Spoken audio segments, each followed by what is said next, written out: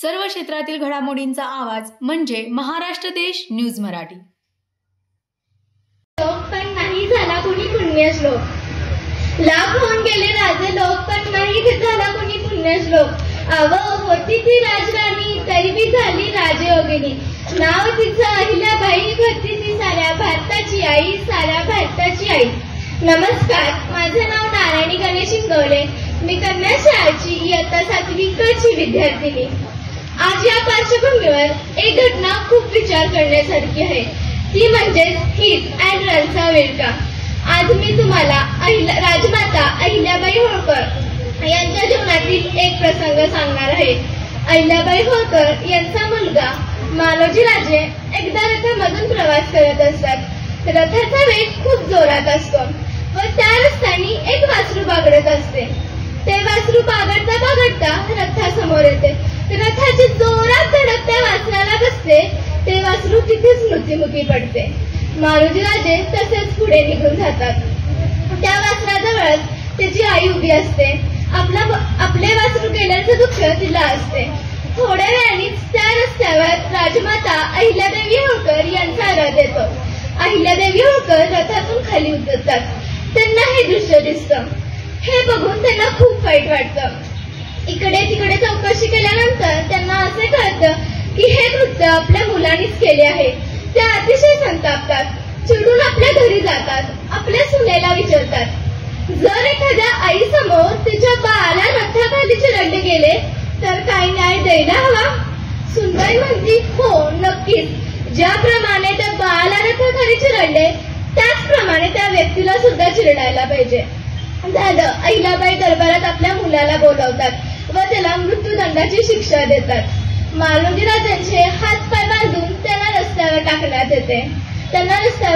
येते व त्यांच्या अंगावर रथ घालण्यात येतो। पण असे होते, जो मालोजी राजांच्या अंगावर रथ घालायचा असतो त्याचे सारथ्य कोणच करत नव्हते। शेवटी अहिल्याबाई होळकर स्वतः हातात लगाम घेतात व रथाचे सारथ्य करू लागतात। पण त्यावेळेस एक अद्भुत घटना घडते। त्या वासराची आई म्हणजेच ती गाय त्या रथासमोर सारखी येत असते। तिला कितीही हकलून दिलं तरी ती पुन्हा पुन्हा त्या रथासमोर येत असते। जणू काही ती सांगू इच्छित आहे की एका आईकडून आपल्या बाळाच्या अपत्याचे धैर्य खूप वाईट आहे। एका आईच्या हातून आपल्या बाळाचा मृत्यू होऊ नये। अहिल्याबाई होळकर शेवटी मालोजी राजांना माफ करतात व त्यांना सांगतात या गायीची संपूर्ण जबाबदारी घ्यायची। अशा होत्या राजमाता अहिल्याबाई होळकर, न्यायप्रिय, शिस्तप्रिय। या गोष्टीतून आपल्याला हे तात्पर्य भेटते आहे की आपण वाहने चालवताना सावकाश चालवावे। आपल्या वाहनांच्या वेगामुळे अनेकांचे कुटुंब उद्ध्वस्त होत आहे। धन्यवाद। देवी साळुंखे हायस्कूलची मी विद्यार्थिनी कुमारी सोनम तानाजी लवटे। माझ्या कथेचे नाव आहे भाकरी। एका गावात एक माणूस खूप गरीब होता। त्याला 2 वेळेचे अन्न देखील नीट मिळत नव्हते। तो एका ठिकाणी बसलेला होता, तेव्हा त्याच्या समोरून एक साधू महाराज जात होते। तो त्यांना बघून म्हणतो, महाराज, तुम्ही खूप महान साधू दिसत आहात। मला सांगा, माझ्या नशिबात नक्की काय लिहिलंय? मला 2 वेळेची भाकरी सुद्धा नीट मिळत नाही आणि आयुष्यात तर फक्त दुःखच दुःख आहे। तेव्हा महाराज म्हणतात, ठीक आहे। ते थोड्या वेळ डोळे बंद करून साधना करतात। काही वेळानंतर डोळे उघडल्यावर ते साधू महाराज त्या माणसाला सांगतात की हे बघ, तुझ्या आयुष्यात फक्त 20 भाकरी लिहिल्या आहेत। या व्यतिरिक्त काही सुद्धा मिळणार नाही तुला। फक्त 20 भाकरी मिळतील, त्यानंतर तू राहशील का नाही हे मला माहित नाही। तेव्हा तो माणूस म्हणतो, महाराज, तुम्ही एवढे ज्ञानी आहात, विद्वान आहात, तुम्ही एवढे भविष्य बघता, किंवा असं काही करा की ते 20च्या 20 भाकरी मला आत्ताच मिळायला हव्यात, कारण 1 सोबत 2 सुद्धा भाकरी मी कधी बघितल्या नाहीत। तेव्हा ते साधू महाराज म्हणतात, अरे, तुला 20 भाकरी मिळून जातील, पण त्यानंतर तुझ्या आयुष्यात काही सुद्धा नाही, नंतर तू राहशील का नाही हे मला माहित नाही। तेव्हा तो माणूस म्हणतो, महाराज, ठीक आहे, नंतर काही नाही मिळालं तरी चालेल, पण आता 20 भाकरी मिळाल्या ना बरं होईल। तेव्हा ते साधू महाराज म्हणतात, ठीक आहे। ते कसं तर आपल्या शिष्यांची मदत घेऊन त्या माणसासाठी 20 भाकरीची व्यवस्था करतात आणि त्याला सांगतात की हे बघ, या तुझ्या वाटणीच्या शेवटच्या 20 भाकरी आहेत। असं म्हणून ते निघून जातात. तो माणूस खूप खुश असतो ज्याला कधी एकासोबत 2 भाकरी बघायला मिळाल्या नाहीत आणि आज एकदम 20 भाकरी मिळाल्या असतात. मग तो माणूस भाकरी खायला सुरुवात करतो. तो अर्धी भाकर खातो, नंतर अर्धी भाकर खातो, नंतर 1 भाकर खातो. 2 भाकरी खाल्ल्यानंतर त्याचं पोट भरतं.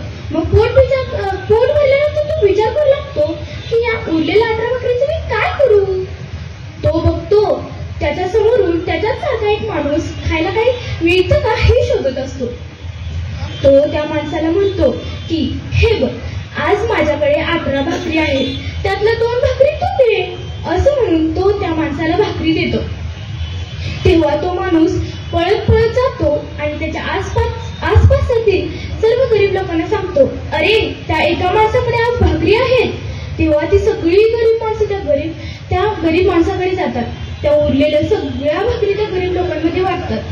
काही वर्ष उलटल्यानंतर ते जे साधू महाराज होते ना, ते त्याच रस्त्याने जात होते. तेव्हा ते विचार करू लागतात की काही वर्षांपूर्वी मी एका माणसाला 20 भाकरी दिल्या होत्या.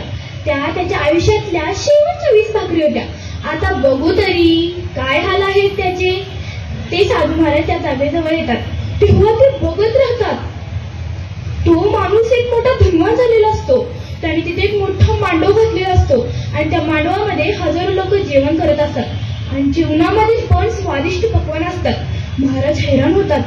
ते त्या माणसाजवळ जातात आणि त्याला विचारू लागतात, कसं झालं हे सगळं. तुझ्या हातांच्या रेषेवर, तुझ्या मस्तकावर फक्त 20 भाकरी लिहिल्या होत्या, पण आता तर तू खूप मोठा धनवान झालास. तुझ्यामुळे हजारो लोक जेवण करतात. कसं झालं हे सगळं. तेव्हा तो माणूस म्हणतो, महाराज, जेव्हा तुम्ही मला 20 भाकरी देऊन गेल्यात ना, त्यानंतर त्यातल्या फक्त मी 2च भाकरी खाल्ल्या आणि गरीब लोकांना दिल्या. नंतर अनेक लोक माझ्याकडे जेवण घेऊन यायला लागले. जसं तुम्ही मला 20 भाकरी दिल्या ना, तसंच ते लोक मला जेवण देऊ लागले. पण मी त्यातलं थोडंसंच खायचो आणि गरीब लोकांना द्यायचो. एक दिवशी एवढं जेवण आलं, मी खाऊन सुद्धा 100 लोकांना वाटायला लागलं. हे माझे काम बघून काही मोठ्या लोकांनी मला घर विकत घेऊन दिले. त्यांनीच मला व्यवसायही चालू करून दिला आणि तो व्यवसाय माझी बायको बघते आणि मी दिवसभर जेवण वाटायचं काम करतो. आज हजारो लोक जेवण करतात. मला माहित नाही सगळं येतो कुठून, पण मी जेवढं वाटत असतो त्याच्या कित्येक पटीने येत असतो. मैत्रिणींनो, निसर्गाचा सर्वात मोठा नियम आहे हा. तुम्ही जेवढं दान कराल त्याच्या कित्येक पटीने निसर्ग तुम्हाला देणार. बऱ्याच जणांचा असा गैरसमज असतो की दान करणं म्हणजे फक्त पैसे दान करणे, पण तसं काहीच नसतं. तुमच्याकडे देण्यासाठी बऱ्याच गोष्टी असतात.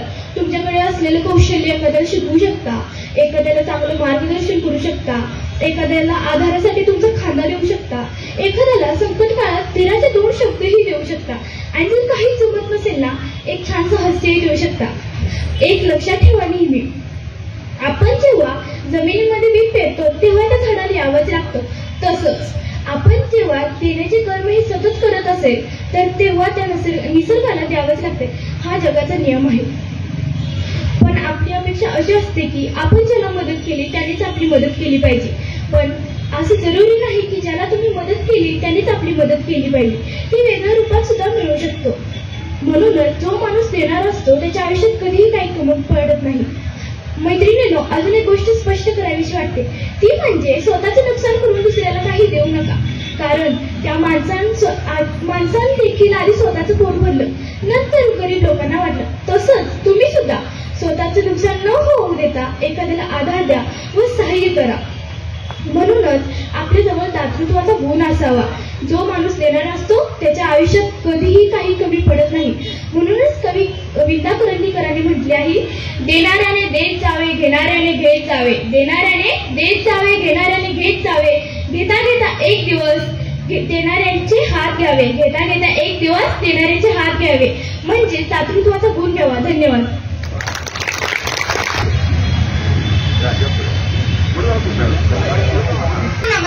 नमस्कार. माझे नाव तन्वी शरद बाबर, इयत्ता 10वी. सौ सुशीला देवी साळुंखे हायस्कूल या शाळेची विद्यार्थी. ज्ञान नाही, विद्या नाही, ते घेण्याची गोडी नाही. अहो, ज्ञान नाही, विद्या नाही, ते घेण्याची गोडी नाही. बुद्धी असूनही चालत नाही, तया समान म्हणावे का? ओळखलत का? ज्ञान सावित्री ज्योतिराव फुले. सातारा जिल्ह्यातील खंडाळा तालुक्यातील नायगावच्या खंडोजी नेसे पाटलांची म्या कन्या. अवघ्या 9व्या वर्षी ज्योतिराव फुले नावाच्या माणसाशी माझं लग्न झालं आणि हळूहळू मला कळायला लागलं की ज्या माणसाशी माझं लग्न झालं आहे ना, तो कोणी एक सर्वसाधारण माणूस नाही, तर या जगाला ऊर्जा देणारा एक क्रांती सूर्यच होता. त्या काळी बायानं उमराव लढण्याची पद्धत नव्हती. बाईच्या जातीनं कसं आपण बरं, आपलं घर बरं आणि घरातली चूल, स्त्री पुरुष उच्च नीच असा लई भेदभाव होत होता. पण या सर्वांवर एकच उपाय होता, ते म्हणजे शिक्षण. शिक्षणाचा ध्यास हे एकच खूळ ज्योतिरावांच्या मनात होतं. असंच एकदा शिक्षणाचा प्रसार करण्यासाठी ते एका शाळेत गेले.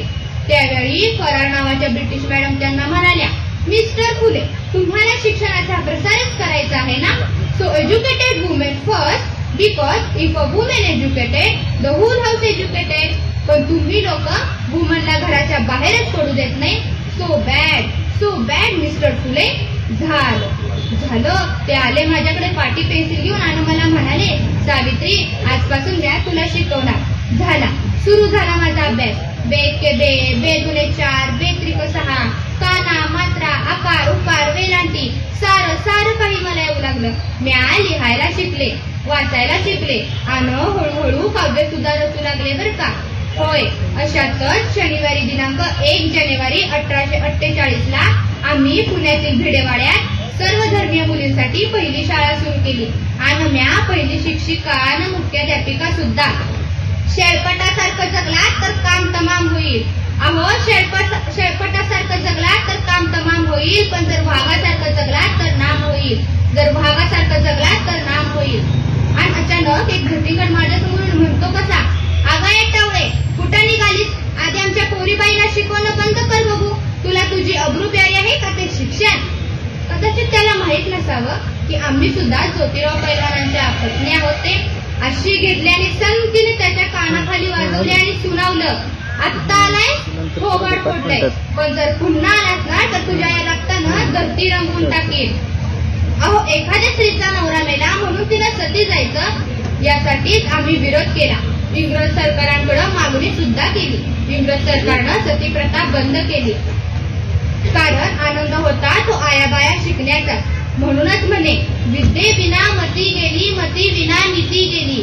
अहो, विद्ये विना मती गेली, मती विना नीती गेली, नीती विना गती गेली, गती विना वित्त गेले, वित्ता विना शूद्र खचले. एवढे सगळे अनर्थ एका वित्तेने केले, एवढे सगळे अनर्थ एका वित्तेने केले. धन्यवाद.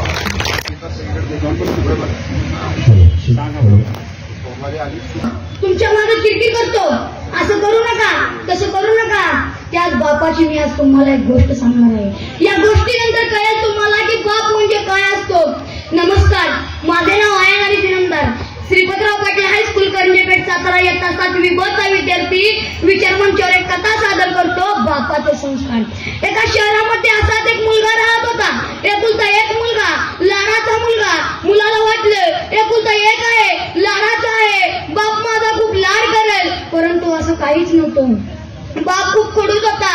मुलगा बापाला म्हणायचा, बाबा, गल्लीतल्या मित्राने नवीन सायकल घेतली, मलाही नवीन सायकल हवी आहे. तेव्हा बाप त्याला म्हणायचा, ती आहे ना, तीच वापर. मुलगा म्हणायचा, बाबा, माझ्या मित्रानं नवीन कपडे घेतलं, मलाही नवीन कपडे हवे आहेत.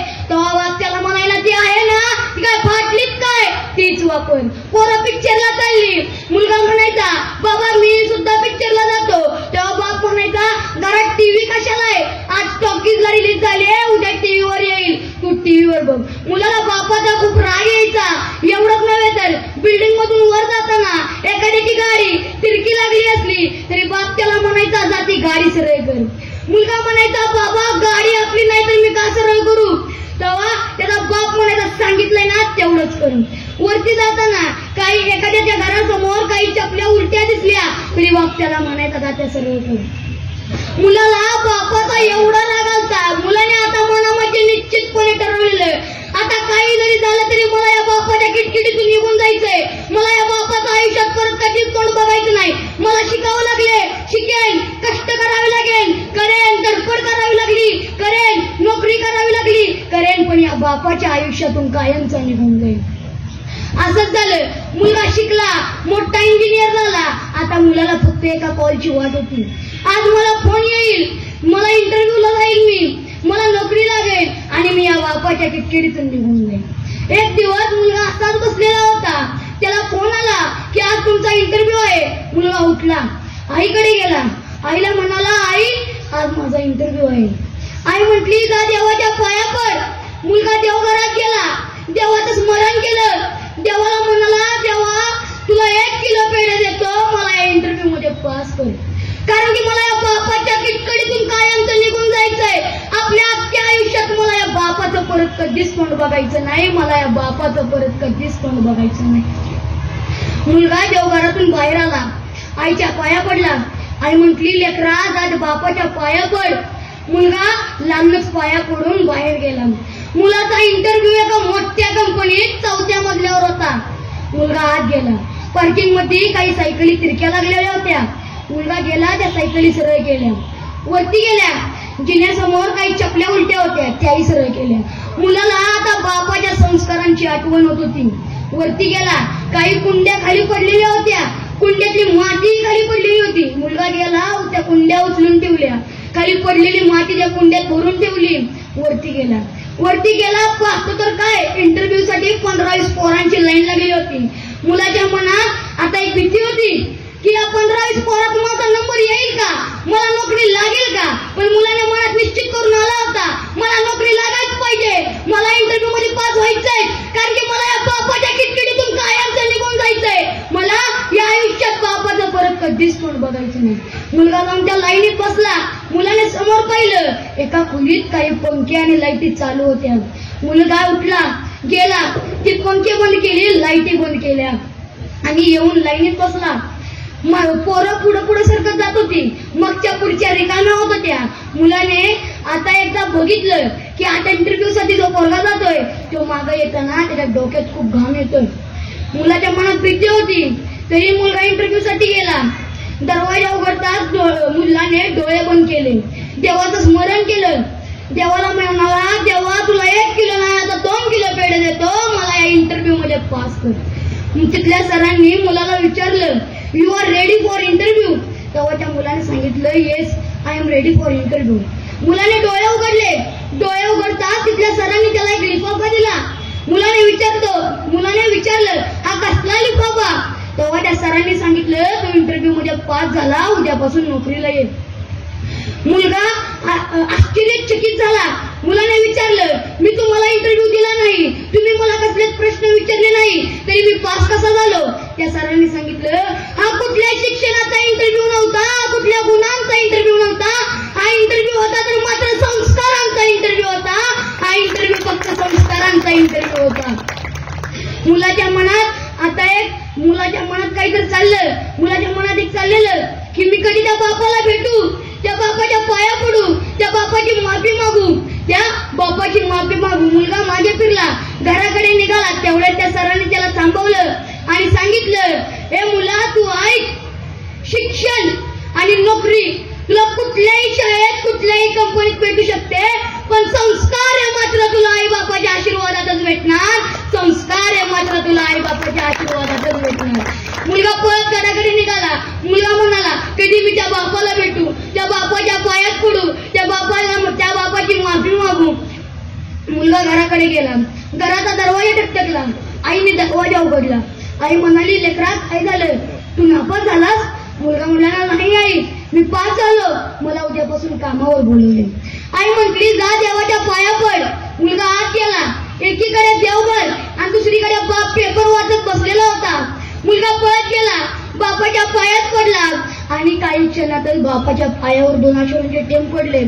बापाला अश्रूचे थेंब जाणवताच बापानं खाली बघितलं. आपलं पोरगं पायात पडले, रडतंय.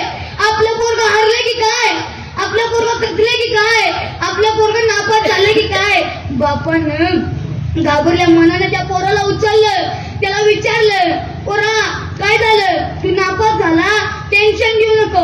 एकदा नाही दुसऱ्यांदा प्रयत्न कर, दुसऱ्यांदा नाही तर 10 वेळा प्रयत्न कर. जरी तू त्यात नापास झाला तरी तू टेन्शन घेऊ नको, कारण की तुझा बाप अजून जिवंत आहे, तुझा बाप अजून जिवंत आहे.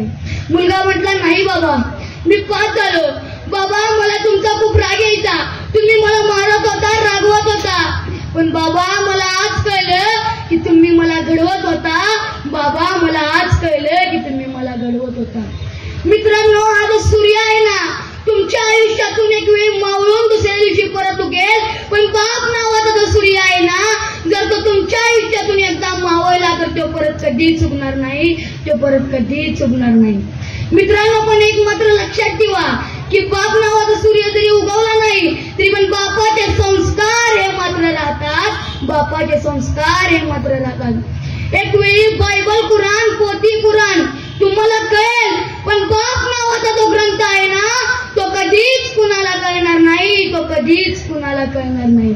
मित्रांनो, माझ्या गोष्टीचे तात्पर्य एवढेच आहे की तुमच्या आई वडिलांनी, तुमच्या गुरूंनी म्हणजे तुमच्या शिक्षकांनी एखाद्या गोष्टीसाठी तुम्हाला मारलं, रागवलं तर तुम्ही त्या गोष्टीचे वाईट मानून घेऊ नका. कारण की हे सर्व शिक्षक, आई वडील तुमच्या चांगल्यासाठीच बोलतात. एवढे बोलून मी माझी गोष्ट सांगतो. जय हिंद, जय महाराष्ट्र.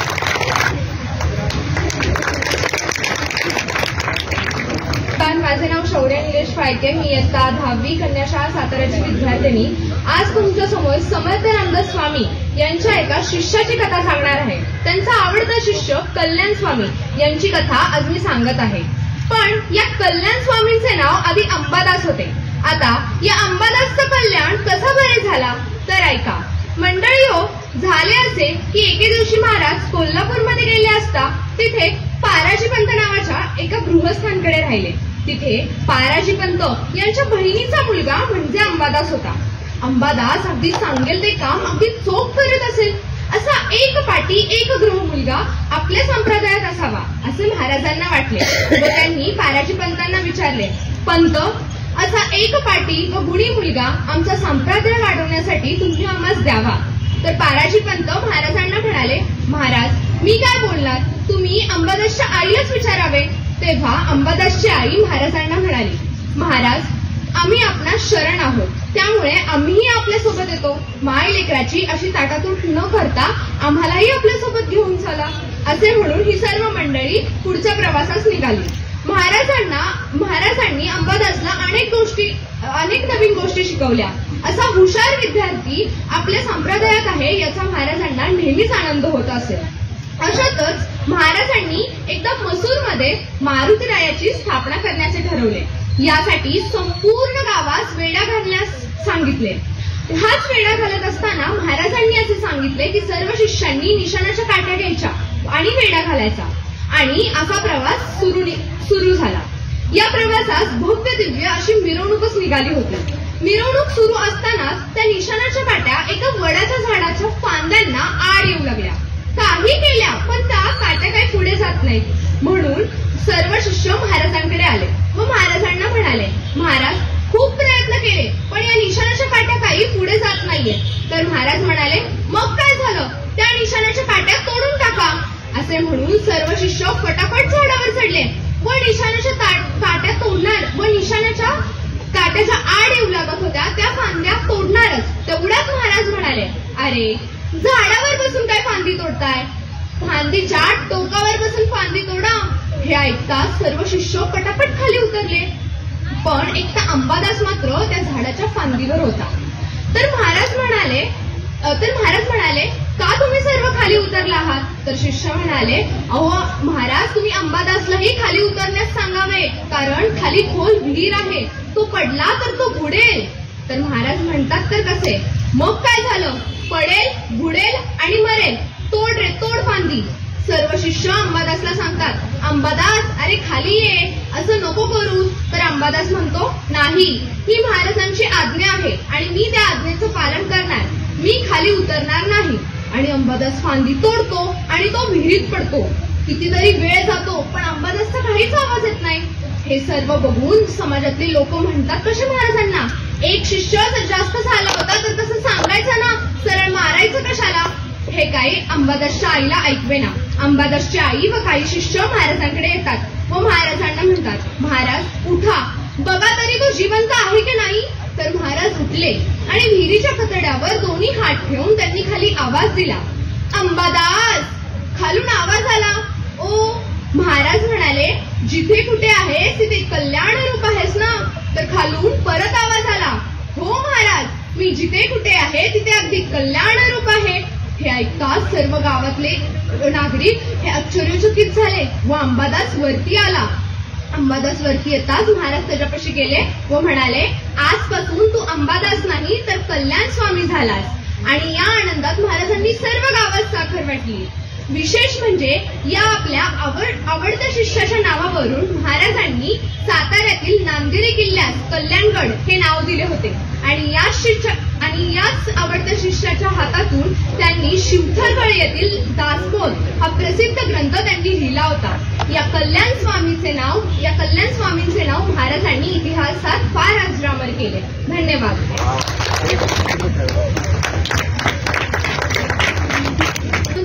सातारा या विद्यालयाची मी विद्यार्थिनी आर्या बाळकृष्ण आहे. आज या कथाकथन स्पर्धेमध्ये माझा विषय मांडते स्वर्गातील माळ. सोनपूर गावाचं एक गाव होतं. त्या गावामध्ये एक नदी व्हायची. अत्यंत शांत, प्रेमळ आणि निर्मळ अशी ती नदी होती. त्या नदीप्रमाणेच त्या गावातली माणसं देखील अत्यंत शांत, प्रेमळ आणि निस्वार्थी प्रेम करणारी होती. ते गाव इतकं प्रसन्न होतं की देव सुद्धा त्या गावाला प्रसन्न झालेला होता. त्यामुळे प्रत्येक वर्षी देव दिवाळीच्या दिवशी त्या गावामध्ये स्वर्गातून माळ पाठवायचा. पण काय झालं काय माहिती, त्या गावाला कुणाची तरी नजरच लागली. गेली 5 वर्ष झाली त्या गावामध्ये माळच पडली नाही. प्रत्येक जण विचारात आलं होतं, माळ का पडत नाहीये. पण त्याचं एकमेव कारण असं होतं की त्या गावातली माणसं पूर्वीसारखी निस्वार्थ, प्रेमळ आणि शांत राहिलेली नव्हती. ती फक्त स्वार्थापोटी एक दुसऱ्याची कामं करायची. त्यामुळे देव त्या गावावरती नाराज झालेला होता. आणि अचानक एके दिवशी त्या गावामध्ये एक साधू महाराज आले आणि त्याने एका माणसाला सांगितलं, बहुतेक या वर्षी देव स्वर्गातून माळ पाठवणार आहे. आणि ती येडं सगळी गोष्ट ऐकायच्या आधीच अख्ख्या गावात बोंबलत सुटलं, माळ येणारे, स्वर्गातून माळ येणारे. ही गोष्ट ऐकताच प्रत्येक जण पुण्याचं काम करायच्या मागं लागलं. कोणी विहिरी खांदू लागलं, कोणी शाळा बांधू लागलं, कोण अनाथाश्रमामध्ये पैसे दान करू लागलं. प्रत्येक जणाची चर्चा एकच होती की स्वर्गातील माळ नक्की पडणार तरी कोणाच्या गळ्यात. लोक चावडीवर बसून चर्चा करायला लागली, माळ येणारे. आया बाया भांडी घासताना सुद्धा चर्चा करू लागल्या, माळ येणारे. प्रत्येक गोष्ट पुण्याचं काम करायच्या मागं लागलेली होती. पण ती काम करून झाल्यावरती कोणीही विसरत नव्हतं त्या गोष्टीच्या मागं आपल्या नावाची पाटी लावायच्या. जर कोणी विहीर खाल्ली तर त्याच्या पाठीमागं ते पाटी लावायची आपली, मी ही विहीर बांधलेली आहे. ही गोष्ट करायला कोणीही विसरत नव्हतं. त्याच गावामध्ये एक जमीनदार नावाचा व्यक्ती राहायचा. त्याला मुलगा नव्हता पण 3 मुली होत्या. अत्यंत सुंदर त्या मुली होत्या. त्यांची नावं देखील सुंदरच होती, हिरी, मानकी आणि रुपी. त्यांचा सांभाळ करण्यासाठी त्यांच्या घरामध्ये सखू नावाची मुलगी राहायची. ती अत्यंत प्रामाणिक, निर्मळ आणि निस्वार्थी होती. ती त्यांचा सांभाळ करायची. तिला वडील नव्हते पण तिची आई घरातील सगळ्यांची कामं करून तिचा सांभाळ करायची. आता का झालं काय तर तिघींच्या पण कानावरती बातमी पडली की स्वर्गातून माळ येणारे. आणि माळ फक्त मोठ्या माणसांच्या गळ्यात नाही तर ती माळ कोणाच्याही गळ्यात पडायची, मग लहान असू दे किंवा थोर असू दे. त्या तिघींनीही विचार केला, जर ही माळ आपल्या गळ्यात पडली तर. त्यांनी विचार केला की आपण सुद्धा काही पुण्याची कामं करू. म्हणून त्यांनी ठरवले की आपण पुण्याची कामं करायची. त्या तिघींनीही आपल्या आवडत्या वस्तू दान करायच्या ठरवल्या. आणि त्या तिघी सखूला म्हणत आल्या, काय ग सखू, तूही काहीतरी पुण्याचं काम कर. काय माहिती ही माळ तुझ्याच गळ्यात पडली तर. सखू म्हणाली, माझ्या गळ्यात माळ पडावी ही माझी अपेक्षा नाहीये. जर तुमच्या तिघींपैकी किंवा आपल्या घरातल्यांपैकी कोणाच्या गळ्यात माळ पडली तर मला आनंदच आहे. बघता बघता दिवाळीचे दिवस जवळच होते आणि ती माळ दिवाळीच्या दिवशी माणसाच्या गळ्यात पडायची.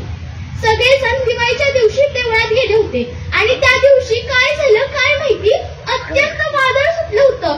जोरात पाऊस पडत होता. दिवाळीचा दिवस होता पण कोणाच्याही घराबाहेर कोणती लागलेली नव्हती. प्रत्येक जण विचार करत होतं, देव इतका का नाराज आहे आपल्यावर. कधी दिवाळीच्या दिवशी घरामध्ये अंगणात पंथी सुद्धा चालत नाहीये, असं काय झालंय. सगळी लोक देवळात गेली होती. हिरी, मानकी आणि रुपी ह्या तिघीच घरात होत्या आणि त्यांचा सांभाळ करण्यासाठी सखू त्यांच्या बरोबर होती. ती त्यांचा सांभाळ करत होती. तेवढ्यात हिरी म्हणाली, मला तर भूक लागलेली आहे बाई. सखू म्हणाली थांब मी तुझ्यासाठी काहीतरी खायला आणते. तिने त्यांना फराळाचं ताट वाढून दिलं. तेवढ्याच घरावर कोणीतरी दरवाजा ठकठोकला. ती बघते तर काय, एक छोटा मुलगा अत्यंत गरीब, भिजलेला आणि अत्यंत बिकट अवस्थेत होता. तिने दरवाजा उघडल्यावरती त्या मुलाला आत बोलवलं तर बघतायत तर काय, तो मुलगा खूप भिजलेला होता. तिने त्याला आत घेणार तेवढ्यातच हिरी, मानकी आणि रुबी म्हणाल्या काय हे कुठलं कार्ट आपल्या घरात शिरते, काही गरज नाहीये त्याला आत आणायची, जा त्याला हकल. पण सखूचं मन मानायलाच तयार नव्हतं की त्या मुलाला अशा अवस्थेत बाहेर पाठवावं. ती त्याच्यासोबत बाहेर गेली आणि त्या मुलाला ती आपल्या झोपडीत घेऊन गेली आणि त्याला न्हाऊ घातलं, त्याला खाऊ घातलं आणि तिथे झोपवलं आणि जमीनदाराच्या घरात येणार तेवढ्यातच काय झालं काय माहिती, अचानक स्वर्गातील माळ तिच्याच गळ्यात पडली.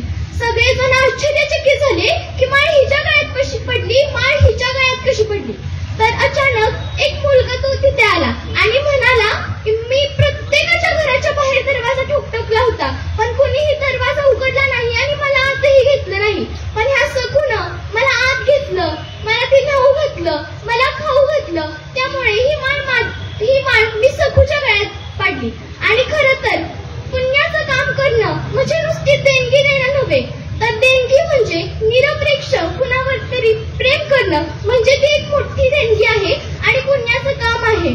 सगळेजण सखूचं कौतुक करायला लागले आणि म्हणाले देव न्यायी नाही, अन्यायी नाही, देव न्यायी आहे, देव अन्यायी नाही, देव न्यायी आहे. धन्यवाद. पायल सोमनाथ खामकर, श्रीपतराव हायस्कूल, करंजेपेठ, सातारा या शाळेची विद्यार्थिनी. तुमच्या समोर आज कथा सादर करत आहे. कथेचे नाव आहे भेट. लेखक अजय शिवकर. एका खूप मोठ्या उद्योगपतीचा मुलगा कॉलेजच्या शेवटच्या वर्षाची परीक्षा देत होता.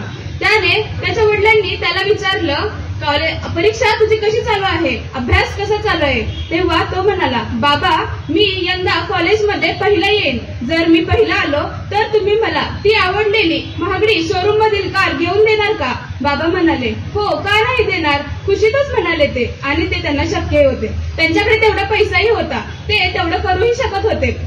तो अगदीच दुप्पट पतीने अभ्यास करू लागला.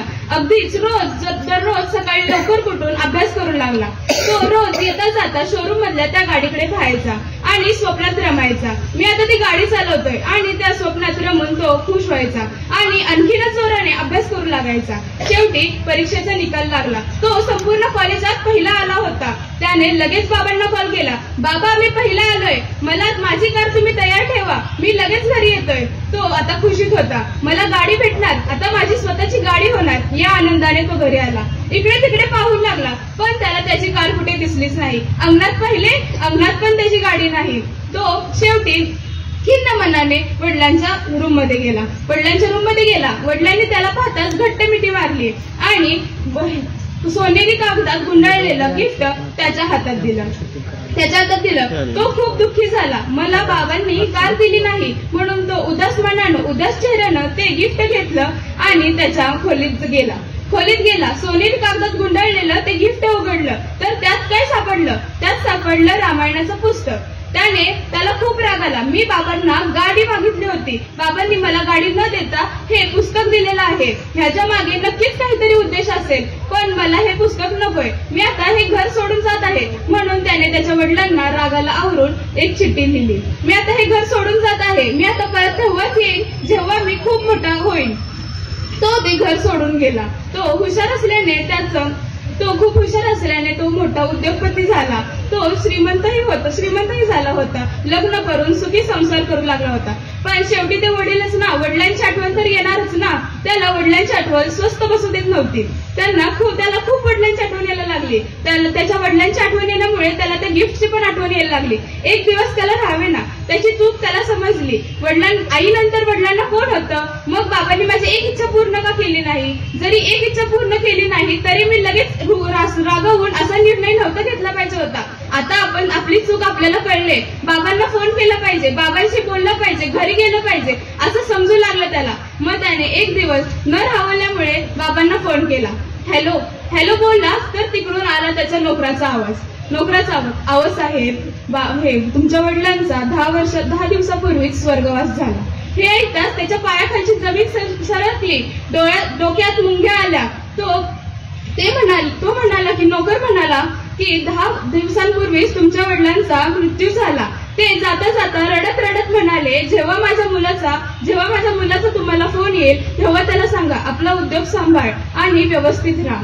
हे ऐकून तो खूप दुःखी झाला. त्याच्या पायाखालची जमीन सरकली होती. तो दुःखी मनाने दुःखी चेहऱ्याने घरी आला. घरातून तो त्याच्या वडिलांच्या खोलीत गेला. फोटो समोर रडत रडत होता. तेच रामायणाचं पुस्तक होतं. त्याने रामायणाचं पुस्तक उघडलं, डोक्याला लावलं आणि त्यातून पहिलं पान उघडलं. त्याच्यावर लिहिलेलं, माझ्या प्रिय मुला तुला चांगले संस्कार व्हावे, तू कीर्तिवंत व्हावा, मोठा यशस्वी व्हावास म्हणून हे पुस्तक मी तुला देत आहे.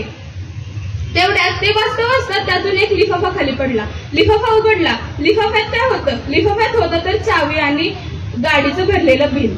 हे पाहताच त्याला खूप दुःख झालं आणि तो धाई मोकलून रडायला लागला. एवढं बोलून माझं